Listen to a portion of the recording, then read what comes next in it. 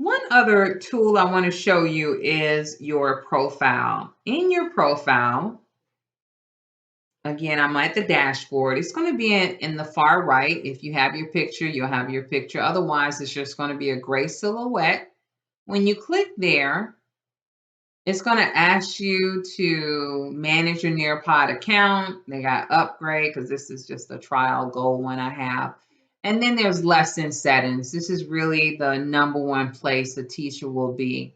Lesson settings allows you to make some changes to how students access their Nearpod lessons. So for example, if you are a Google education school or a Microsoft 365 school, you can enable students' names to auto-populate when they log in. So it'll ask for their email, and you won't have to worry about them giving you nicknames or trying to figure out who did this lesson, because that is definitely a challenge because some students just have a hard time following instructions.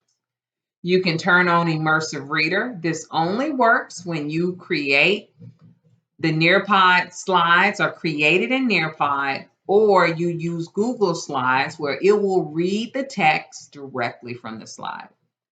You can turn on notes. If you're doing a formative assessment, I would turn this off. But if you're doing a regular lesson and you want students to take notes, they can have those notes put in their Drive, their Google Drive, or emailed to them. If they're on a self-paced, do you want them to see the results of a quiz or multiple choice? Then you could turn this on so they can get that immediate feedback. This one allows students to submit answers in live participation mode. So if they're doing a draw it and maybe they made a mistake or you gave them some feedback in class, they could resubmit given the time frame that everyone else is working. But once you press the share button, they can't resubmit. So just keep that in mind. The collaborate board will automatically be off in a self-paced lesson. And there are a couple of reasons why. Is because those posts are not monitored by a teacher because it's self-paced. I also find that collaborate boards make more sense in a live participation mode where you can get everyone's feedback and energy at the same time.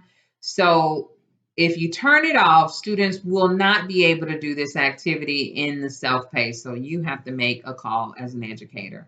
And last but not least, require students' responses to prevent skipping. So if students are in your course and they decide not to do the draw it or not to do an open-ended question, it will say, oops, please go back and complete that question. And they have to type something, even if they put O or a line or something, then it will allow them to proceed. So you will find yourself coming here often because this is going to be for any lesson that you send out, and it'll be accurate for that day. So if you decide that you want to show quizzes on the self-paced, but then tomorrow you don't want to show it, you would have to come back here and you would have to turn that off. So this is a quick update on how to utilize your profile lesson settings to really maximize the use of this product.